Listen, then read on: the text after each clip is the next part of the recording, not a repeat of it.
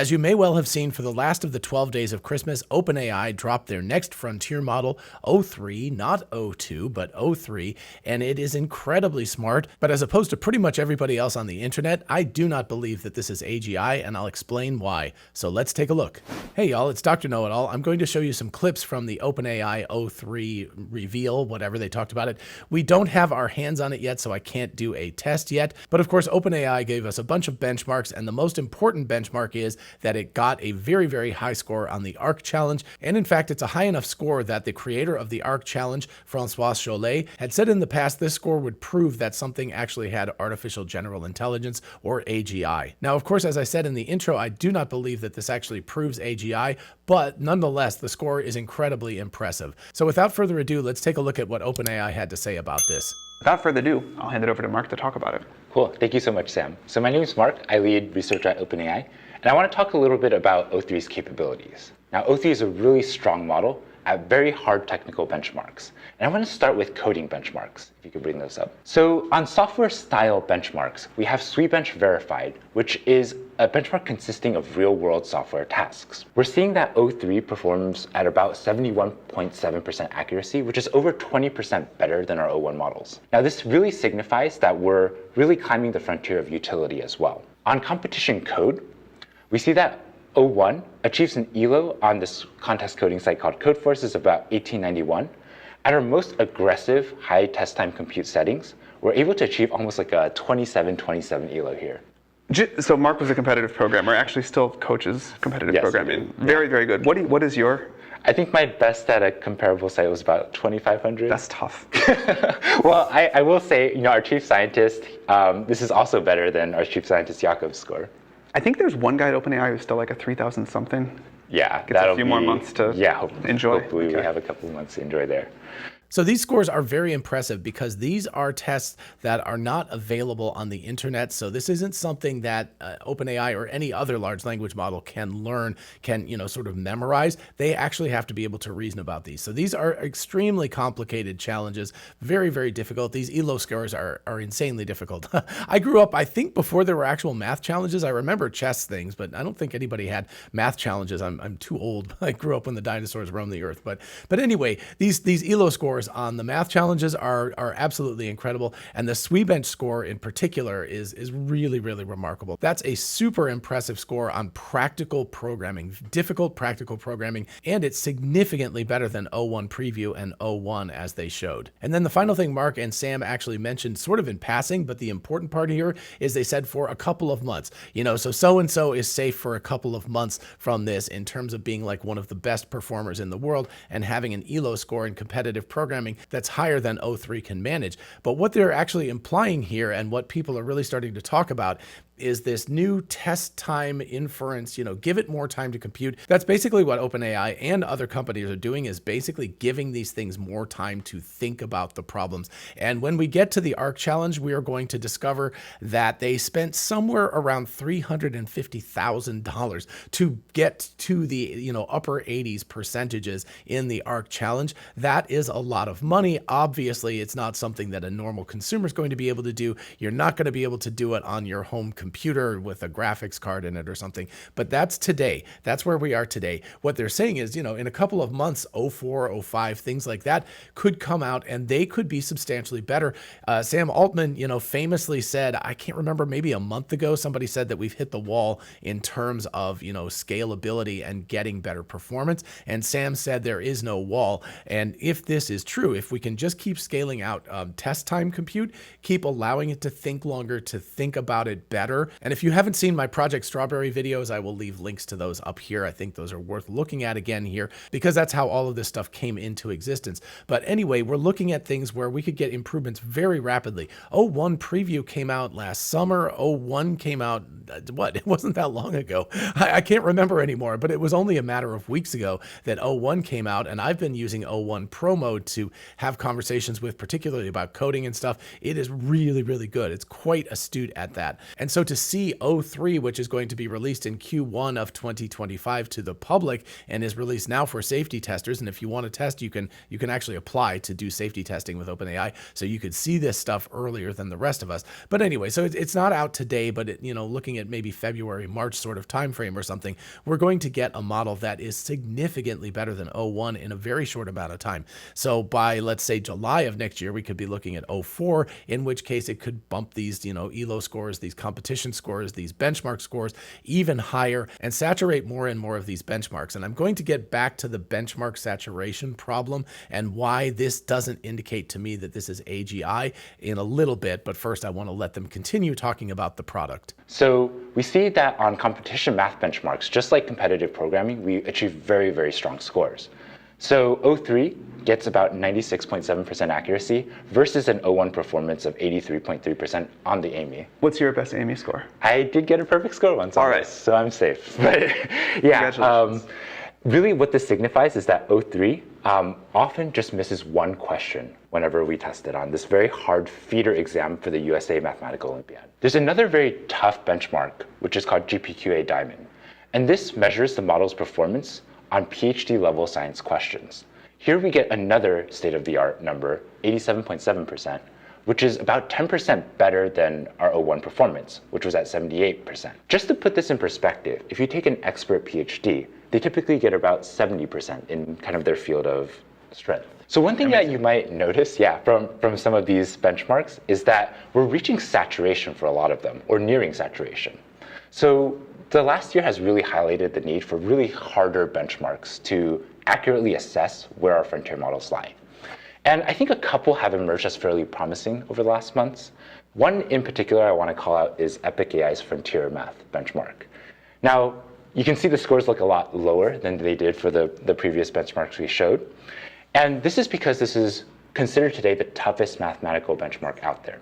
This is a data set that consists of novel, unpublished, and also very hard to test. These are extremely hard. Yeah, very, very hard problems. Even Turnstile says, it would take professional mathematicians hours or even days to solve one of these problems. And today, all offerings out there have less than 2% accuracy on this benchmark. And we're seeing with O3, in aggressive test time settings, we're able to get over 25%. So again, massively impressive, and they just keep inventing harder and harder and harder benchmarks. I'm not positive, however, they're going to be able to invent a more difficult math benchmark because Terence Tao is like the smartest person in the world, or at least in the mathematical realm of things.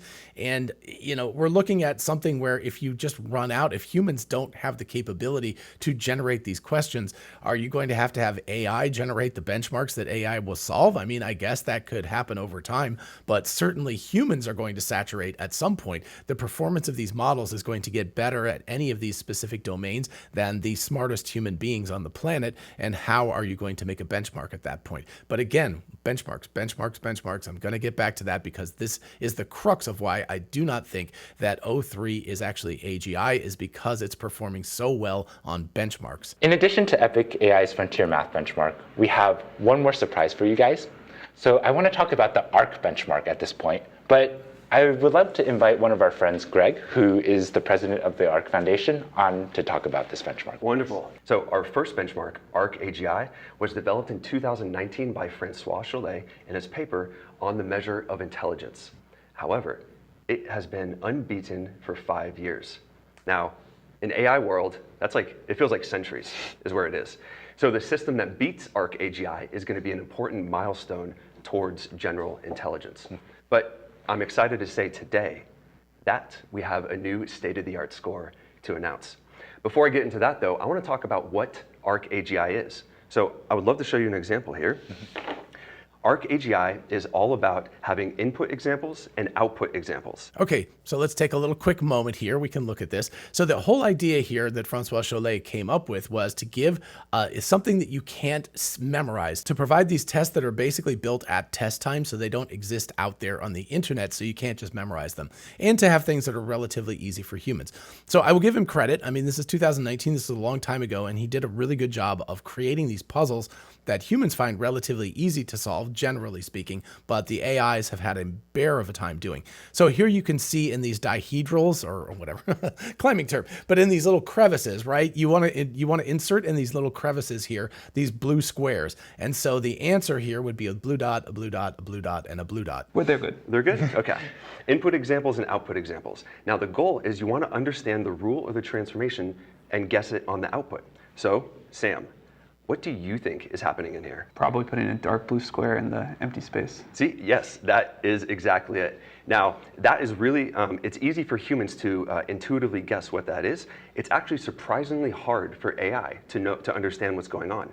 So I want to show one more hard example here. Okay, so you can see this is a more challenging problem, and I will let you pause this if you want to solve it yourself. But the basic idea here, again, not that difficult, but if you have 2 red dots, you're going to put 2 sort of, outlines around it. If you have 3 blue dots, you put 3 blue outlines around it. Here you have 3, here you have 1, here you have 1 that goes around it. Here you have like 4 circles around it. So here you're going to have 1 blue, you're going to have 2 green, and you're going to have 1, 2, 3, 4, 5 purple around this whole thing. So that's something that humans can solve. And again, it's not that difficult, but they did have to give you several examples. Might not have been enough in this case to have only had 1 example, because that might have been too challenging, but certainly with 2 or 3 examples, you can figure it out. But this would be a big challenge for, classic AGI, classic, anything before O3, basically. What do you think is going on in this task? Okay, so you take each of these yellow squares, you count the number of colored kind of squares there, and you create a border of that width. That is exactly it, and that's much quicker than most people, so congratulations on that. What's interesting, though, is AI has not been able to get this problem thus far, and even though that we verified that a panel of humans could actually do it. Now, the unique part about ArcAGI is every task requires distinct skills. And what I mean by that is there won't be another task that you need to fill in the corners with blue squares. But we do that on purpose. And the reason why we do that is because we want to test the model's ability to learn new skills on the fly. We don't just want it to repeat what it's already memorized. That's the whole point here. Now, ArcAGI version 1 took 5 years to go from 0% to 5% with leading frontier models. However, today, I'm very excited to say that O3 has scored a new state-of-the-art score that we have verified. On low compute for O3, it has scored 75.7 on ArcAGI's semi-private holdout set. So what he's talking about up here is this 75.7 here. The low, there is a restriction of $10,000 of compute time. I believe that's what the number is, but it's a relatively small number. I mean, it's a big number for me as a normal person, but for a company, not that much money. But basically, you're allowed to spend up to $10,000 of compute time to get to whatever score you can get to. And you can see that there is an absolutely massive jump in terms of the capabilities of O3 versus the O1 models, even the high performance version of it, where I don't know if they were allowed to spend more than $10,000 or whatever. But anyway, this is a very, very high score. Now, I believe ARC says that the human level is about 88%, but there are many other people that say that the average human level is more like 68% on this test. So if you gave people these tests, they would get about 68% of the questions correct. Now, the ARC folks say that it's more like 88%, but it depends on your sample, right? You can take smarter people who are better at this kind of a thing, not even necessarily smarter, just people who tend to be better at this kind of a puzzle than others. And of course, they will score higher and others will score lower. But anyway, we're sort of in this realm of 68% to 88%, about a 20-point buffer here. But that is clearly, even the low compute is above that 68%. And the high compute is around 87.5, which is just around even what ARC says is the average score for humans on this test. And of course, this is exactly why everyone is saying that O3 is AGI, is this specific challenge and the high compute version of the test getting up to 88%. Now, the interesting thing, as I said earlier, is how much does this cost? It cost around $350,000 is our best estimate. That is a ridiculous amount of money, but remember that all of these things are coming down very, very rapidly. So what cost $350,000 today, by a year from now, might cost $3,500 or something, or $35,000. It might drop by 10x, might drop by 100x. We, of course, don't know, but it's going to come down substantially. So in a year or 2 or 3, or maybe, 3 years from now, maybe your phone could actually do one of these ARC challenges and get on the order of 88%. So it might not take that long before the cost of this compute is going to come down to basically peanuts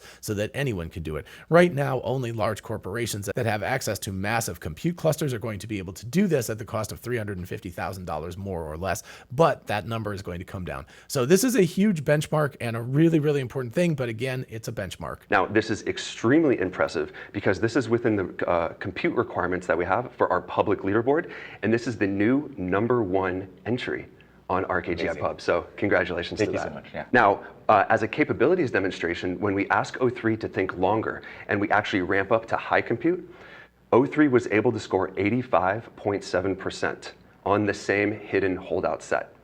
This is especially important. 87.5.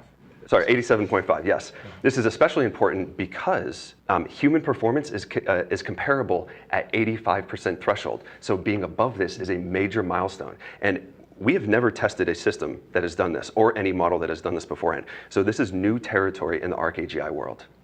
Congratulations with that. Congratulations for making such a great benchmark. Yeah.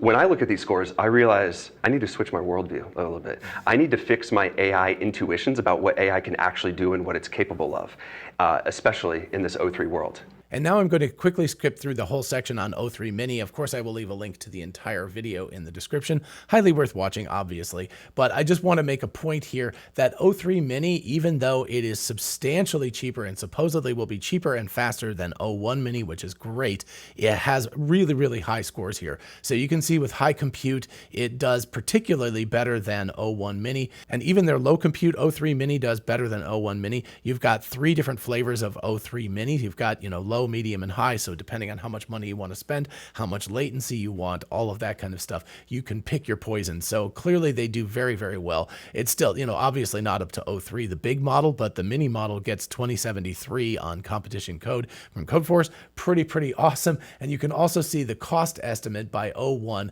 O3 Mini cost estimated by O1 Mini. So you can see the ELO score for Codeforce goes way up for O3, but it's also quite expensive. Whereas O3 here, you got O1 Mini, you've got O3 Mini at the low cost, and the medium cost is just about the same exact as O1 Mini. And you can see that there's substantially higher performance. And then O3 Mini, the high compute one, is just a little bit more expensive than O1 Mini, but does quite a bit better, like substantially better. So, pick your poison. Again, you can choose which model you want to use. But if you want to use O3 Mini low compute, you're still going to get an improvement, but it's going to cost significantly less. And we're looking at, basically a value of 0 over here. So this is pretty nice. Again, O3 very, very expensive, but these mini models are quite a bit cheaper. They, of course, will also be significantly faster because they're smaller models, but they also will be incredibly performative. So you can see that even the medium version of O3 Mini actually outperforms O1 on Codeforce. So that is really impressive right there. So in terms of cost, you can really reduce your cost, and you can actually outperform O1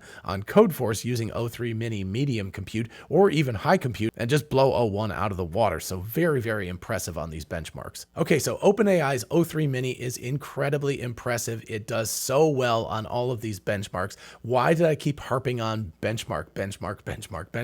The reason I did, and the reason why I'm claiming that this is not AGI, and this, by the way, is going to make Microsoft happy, because Microsoft's deal with OpenAI, once they actually achieve AGI, Microsoft is cut out of the loop, and OpenAI does not have to give them any more of their stuff. So I'm sure that Microsoft does not want, you notice that OpenAI never said AGI. They said on the path to AGI. They are not going to make a claim that they have gotten to AGI because they don't want to piss off Microsoft. So they're probably always going to claim it's not AGI. But my reason for claiming it's not AGI has nothing to do with that. It has to do with the fact that all of these benchmarks have very, very clear loss functions. The whole point of a benchmark is that you can say this is the correct answer, this is the incorrect answer. It's like a math test in high school or college or wherever, or a history test where you're supposed to get the correct correct dates for, when was the Declaration of Independence signed in the United States or something, right? They have correct answers, and those are easy to benchmark. Even the ARC challenge, even what Cholet created 5 years ago, is a benchmark. It's easy to grade. You know what the correct answer is, and there's one correct answer. This is not the way the real world works at all. Think about it. When in your day is there ever an absolute correct answer and an absolute incorrect answer? It's very infrequent. I mean, maybe if you're trying to balance your checkbook, then yeah, you probably want to make sure that you write the numbers down correctly and do the math, but we have spreadsheets to do that kind of thing now. But in general, everything is shades of gray. That's the way we deal with life. Life is all about, like, did you take the right path to work or something? Did you make a mistake and get over into a lane too quickly? When you were at the grocery store, did you optimize the time versus cost of picking out the correct item in the produce aisle? In other words, did you pick bananas at the correct amount of ripeness for use of them over the next N days, like 5 or 6 days or something? Did you do that correctly? There's not really a right answer. Part of that just depends on your own personal feelings about it. Part of it is you just have to look at it and take a guess, and it's going to be more or less correct, but it's not going to be 100% any of those things. When you have an interaction with another human being, like, your partner or your children or your parents or whatever, was it the perfect interaction with them? Hardly ever is that going to be the case, but you can have better interactions and worse interactions. The world is made out of shades of gray. It's made out of things that are somewhat better and somewhat worse, and sometimes they can be both. It could be better, but also worse. Like maybe you got to work faster by cutting off a person. So in the sense of optimizing your time to getting to work, yeah, you actually succeeded. You did better. But in terms of, less friction with the rest of the world, not pissing off other people and making them have a bad day, you did worse because you cut somebody off and got in front of them on the highway, and took the exit or something, right? So there are all sorts of compromises in the real world. The real world is not a benchmark. And biological general intelligence, in other words, what we have, has to deal with all of those shades of gray constantly. At a most basic biological level, we are trying to achieve homeostasis. We're trying to stay within a small margin of body temperature and having the right amount of potassium and calcium in our body so that our nerves can fire properly and our brain can work properly. There are all kinds of things that are constantly varying up and down, up and down, up and down. You eat a big meal, you need some insulin to be able to help you digest that meal. There's constant things, but none of them are perfect, right? There's never a benchmark that's like, this is the absolute right number and all other numbers are incorrect. It's all like, yeah, this is sort of the target area, and anything around this area is better. But then sometimes, again, you have two conflicting objectives, and those two things can have two different sort of targets, and they can overlap to some extent, but they can also be far apart, so that if you optimize for one thing, you're not optimizing for another. If you work too hard, you're sacrificing your family life. That's a very, very common traditional problem that people have, right? You work too hard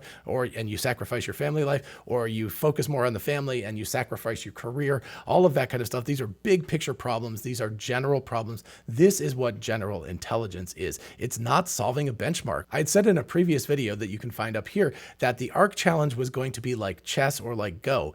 Anything that has an objective function, a loss function that you can clarify as this is the correct answer and all other answers are incorrect, is going to be easy in the relative sense of things for computers to solve. Now, obviously, it took a long time for us to get here. We got here in chess in the 1990s, pretty much by brute force. In the 2010s, DeepMind beat Lee Sedol, the best Go player in the world, or at least one of the best Go players, in a very, very different, it was a deep neural network. It was something that was more thinking about it and reasoning about it as a puzzle. But Go is actually objectively more challenging than the ARC challenge is, because the ARC challenge only has one right answer, whereas Go, there's kind of an infinite, almost, it's not infinite, but it's a very, very large set of possibilities every time you start a game with the white and black little chips that you put on the board.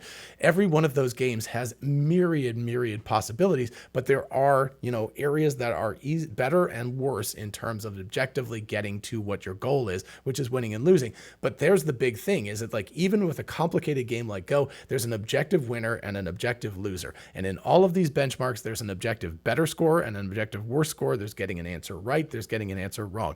That stuff is child's play compared to general intelligence. And it's much more complicated for a computer to solve this kind of gray area thing. Because what is the loss function for having an argument with your spouse about where to go on vacation or what to spend money on or something like that? It's all over the place. You can do better and you can do worse, and sometimes you can do better in some ways and worse in others, and minute to minute you're doing better and worse. Just a simple thing like that is something that a computer just cannot handle at this point. It doesn't understand how to handle something like that. And the problem here is that people will then say, well, you're never going to get to AGI because how are you ever going to prove that it's doing a good enough job? And that's going to be a walks like a duck, quacks like a duck kind of moment. When these things convince us, when these entities convince us that they behave enough like us in terms of reason, the ability to interact with a stochastic world, a very randomized world, to interact with a world that is all shades of gray and doesn't have objective answers, when it can get to that point where it convinces us that it's actually right, we're just going to have to believe it.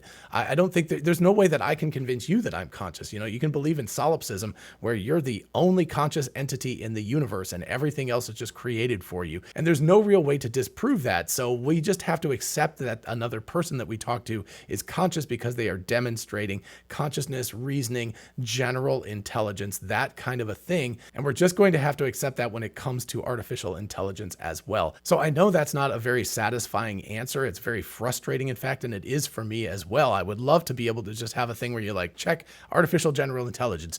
But just like human beings, when an infant is born, yeah, they have a personality, they're there, but they're not what I would call intelligent as an adult is. It takes a period of time for them to get there, and they have to demonstrate that through a myriad of different behaviors and activities. And some people, I'm sure you've met people that you're like, okay, this person has more general intelligence, this person has less. Even amongst humans, obviously, there is a massive distribution in terms of intelligence and in terms of types of intelligence. So being able to pin down when a computer is actually generally intelligent is going to basically be impossible. And I don't think that we're ever going to agree on the definition.